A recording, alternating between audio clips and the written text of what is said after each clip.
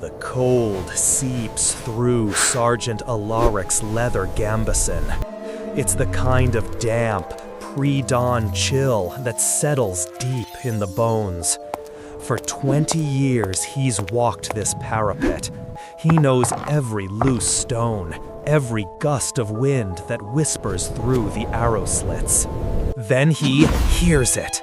Not the cry of a night bird, not the snap of a twig in the woods below. It's a soft, wet thump, the sound of a sack of grain falling a short distance. It comes from the west tower, where young Thomas stands watch. Alaric waits for the customary call and response. Silence. He cups a hand to his ear, straining. Only the wind answers. Something is deeply wrong. Kilo, call sign Spectre Lead, feels the familiar pre-mission stillness settle over him. His team of 7 operators are ghosts, black shapes against the ancient stones of the cliff face. Below, a river churns, masking any sound. Above, their target, Castle Ardmore, a brutalist fist of granite and oak. His internal monologue is a calm, disciplined checklist. Intel says the hostage, the asset, is in the keep's solar, top floor. Lord Volkov holds him there. Local allies confirmed the guard rotation. 20 men on the walls, another 20 in the barracks. Bows, spears, swords. No surprises there. The real surprise is the mission itself. No satellites, no air support, no quick reaction force. One helicopter dropped them 5 clicks out, and it'll meet them at a riverside extraction point in exactly 45 minutes. They go in, get the asset, and get out. Clean. Rhino, the team's breacher, taps his primary charge. Lead, this stone, it's old, but it's thick. The main gate is out. We'll be lucky if a standard charge peels the oak door off its hinges. We'll have to be surgical. Kilo nods, his face obscured by the 4-eyed night vision goggles that give them their godlike power in this world of torches and moonlight. That's the plan. Surgical. We have 210 rounds per man, no resupply. Every shot has to count. From a concealed position 100 meters away, Hawkeye, the drone operator, speaks into his throat mic. His voice is a low whisper in their ears. I have eyes. Quadcopter is up. I see 2 sentries on the south wall, 2 on the west. No thermal signatures inside the keep except for a large fireplace on the ground floor and 1 heat bloom on the top floor. That's our boy.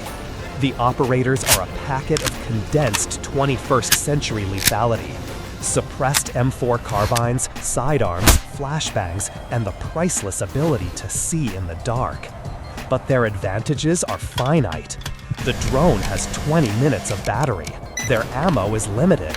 And a single serious injury in this pre-antibiotic world could be a death sentence. The objective is clear. Infiltrate the walls, breach the keep, secure the asset, and melt away before the castle can mount a real defense.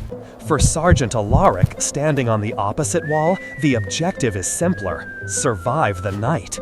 He grips the hilt of his sword, the worn leather familiar in his palm. He calls out, his voice sharp against the wind. Thomas, report!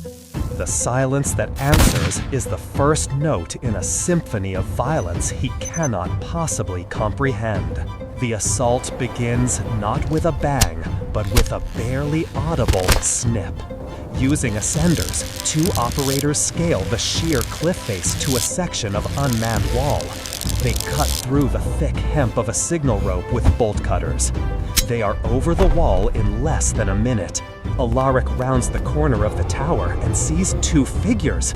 They aren't men, they're goblins, demons, with 4 glowing green eyes and strange angular shapes. He opens his mouth to yell, to raise the alarm, but a hand clamps over it. He feels a sharp, piercing pain in his side as a combat knife finds a gap in his armor. He's lowered to the ground before his mind can process the attack. His last sight is of the multi-eyed phantom raising a finger to its helmet, as if listening to a voice he cannot hear. The 2 sentries on the wall are dispatched next. 2 suppressed rifle shots, 2 soft thumps. The team flows through the castle grounds like water, using the deep shadows cast by the walls. They are wraiths, their movements precise and economical. Archers appearing on the keep's battlements. They found the bodies. A horn blows, a deep, mournful sound that echoes across the valley. The castle is awake. Stealth is gone. Plan B, Kilo orders. Rhino, get on that door. Everyone else, covering fire. Suddenly, the night erupts, but it's a strange, contained eruption. The operator's carbines make a sound like a muffled, high-speed typewriter. Red tracer rounds, invisible to the naked eye, but blazing bright through their NVGs, lance out. Archers on the keep's roof cry out and fall, clutching at small, neat holes in their chests. They don't see a muzzle flash. They don't hear a thunderous crack. Men are just dying. Rhino places a small rectangular charge on the massive iron hinges of the keep door. This is a frame charge. It's gonna be loud. Do it! The explosion is deafening. It's not a Hollywood fireball, but a sharp, brutal crack that splinters the 3-inch thick oak around the hinges. The door groans and slumps inward. Before the dust settles, Spectre 5 throws a flashbang through the gap. A blinding white light and an ear-splitting bang fill the great hall. The household guards inside, stumbling from their barracks with swords and axes, are stunned. They stagger, clutching their eyes, ears ringing. For them, a sorcerer has just thrown a piece of the sun into their home. For the operators, it's a green-tinted shooting gallery. They move through the hall in a controlled diamond formation, putting down threats with short, disciplined bursts. The guards are brave. They charge, swinging wildly. But they are swinging at phantoms they can't properly see, who kill them from 10 yards away before they can even close the distance. The tipping point arrives at the base of the winding stone staircase. The passage is narrow, a perfect kill zone. The remaining guards, led by a grizzled captain, have formed a shield wall.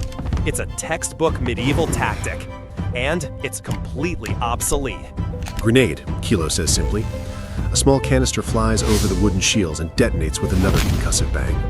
The shield wall shatters as men are thrown back. The operators surge up the stairs, their boots crunching on spent brass casings that litter the stone. The fighting is intimate, brutal. A guard gets lucky, his wild axe swing deflecting a rifle. The operator transitions to his pistol, 2 rounds to the chest, and the guard slumps. Every second costs them ammunition. Kilo's mind is a running tally. They reach the top floor. Rhino kicks open the solar door. Inside, Lord Volkov stands over the bound hostage, a long sword to his throat. Volkov is a bear of a man, clad in steel plate. He sneers, "Demons! You'll not take him!" There is no negotiation, no standoff. Spectre Lead raises his rifle.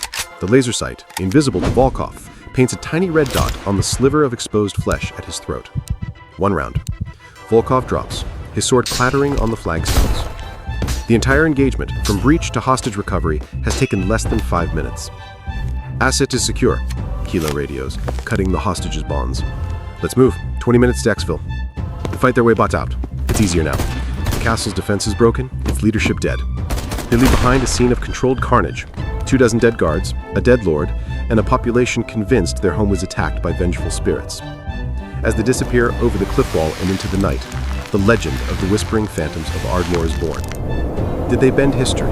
On this night, they shattered it. They accomplished in minutes what a besieging army would take months to do, if at all.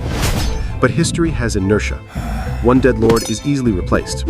The technological gap is so vast, so alien, that no one can replicate what they saw. The raid becomes folklore, a ghost story told around fireplaces, not a tactical lesson to be studied. The operators were a scalpel, not an army. They removed a tumor, but the systemic disease of this era, brutality, politics, and power, remains. But what if one thing had changed? What if the guards had been more disciplined, holding their positions in the dark instead of rushing into the courtyard? The operators' finite ammunition might have been bled dry before they even reached the keep. They could have been trapped, forced to fight to the last man in a battle of attrition they were guaranteed to lose.